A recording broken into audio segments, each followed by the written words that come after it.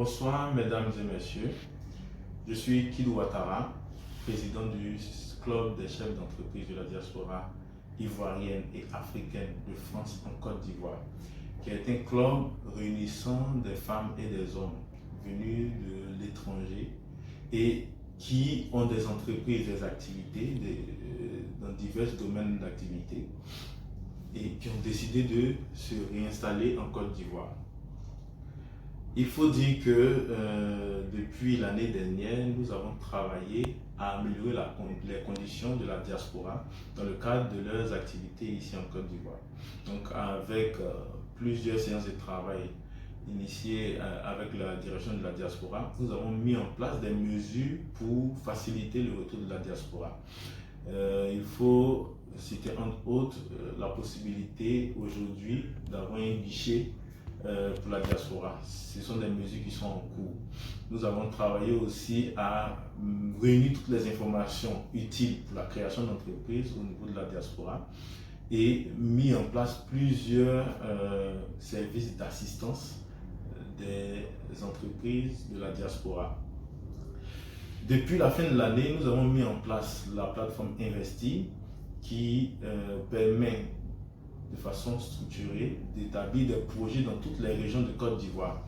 Donc c'est des projets structurants établis et analysés dans les différentes régions pour mobiliser l'investissement non seulement de la diaspora mais aussi des entreprises locales, donc des entreprises qui sont déjà implantées en Côte d'Ivoire.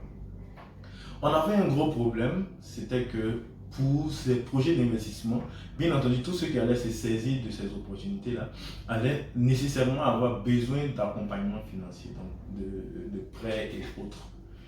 Et c'est dans ce cadre-là que depuis le début de cette année, nous avons établi un accord cadre avec le FSA, qui est le Fonds de solidarité africain.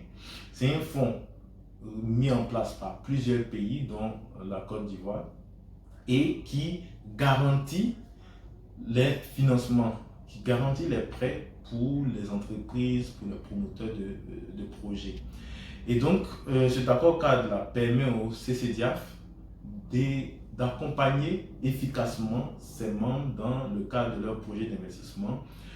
Ça concerne entre autres le lancement d'entreprise, donc pour quelqu'un qui n'a pas encore créé d'entreprise et qui souhaite créer une nouvelle entreprise, il a la possibilité de solliciter le FSA pour un accompagnement.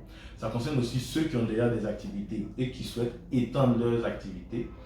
Ça concerne ceux qui, dans leur activité, ont besoin d'une ligne de crédit ou d'un financement pour pouvoir payer des équipements à l'étranger, ou par exemple les coopératives qui ont besoin souvent de prêts pour pouvoir rapidement réunir les produits agricoles pour l'exportation. Ça concerne tous les domaines d'activité, l'immobilier, les constructions à bail et ainsi de suite. Donc aujourd'hui, nous appelons la diaspora dans sa globalité, peu importe la zone géographique dans laquelle elle se trouve, à revenir en Côte d'Ivoire pour investir. Je veux assurer à tout le monde que nous avons mis des mécanismes efficaces pour accompagner tout un chacun en fonction de ses besoins de financement, en fonction de son projet. Donc, non seulement la diaspora, mais aussi les entreprises qui sont en Côte d'Ivoire, qui souhaitent investir, qui ont besoin peut-être d'accompagnement pour étendre leur activité. Nous sommes disponibles pour pouvoir le faire. Comment le FSA marche? Quand vous voulez bénéficier de l'accompagnement du FSA et que vous êtes membre du CCDIAF, si vous ne l'êtes pas, il faut déjà adhérer. Nous mettrons les liens pour adhérer à disposition de tout un chacun. Donc après avoir adhéré, il faut monter un projet donc, qui est bien élaboré par un business plan, entre tous les documents nécessaires pour bénéficier d'un accompagnement.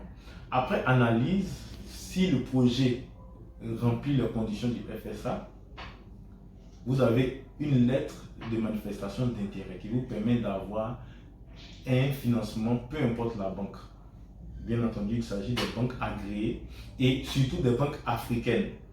C'est-à-dire que la SGBCI n'en fait pas partie, toutes les banques qui sont européennes n'en font pas partie, mais UBA par exemple en fait partie et j'en passe.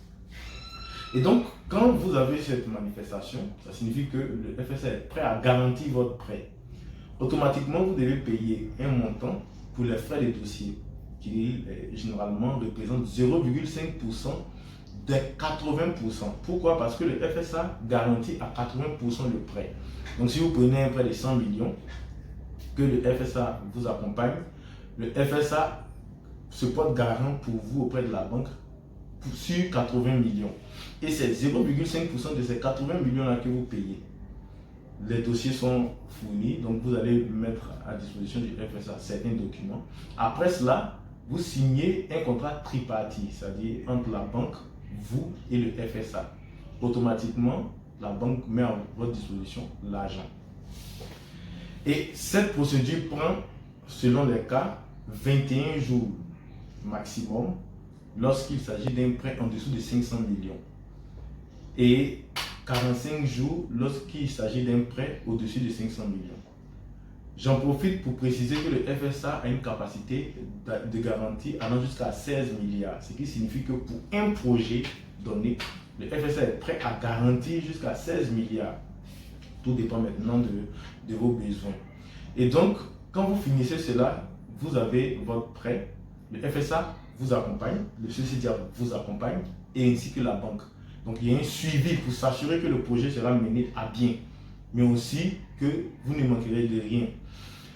Lorsque, en termes de garantie, vu que le FSA s'est posé comme la garantie, chaque 3 mois, à partir du moment où vous commencez le remboursement, chaque 3 mois, vous devrez verser 0,5% des 80% que vous avez garantis chez eux. Donc, ça fait partie de la procédure, chaque 3 mois. Donc, dans notre cas, 0,5%, je crois, ça tourne autour de 300-400 000. Et après, si par exemple, dans l'élaboration de votre projet, vous avez encore besoin de financement, le FSA se porte encore garant pour vous, pour que vous ayez un refinancement.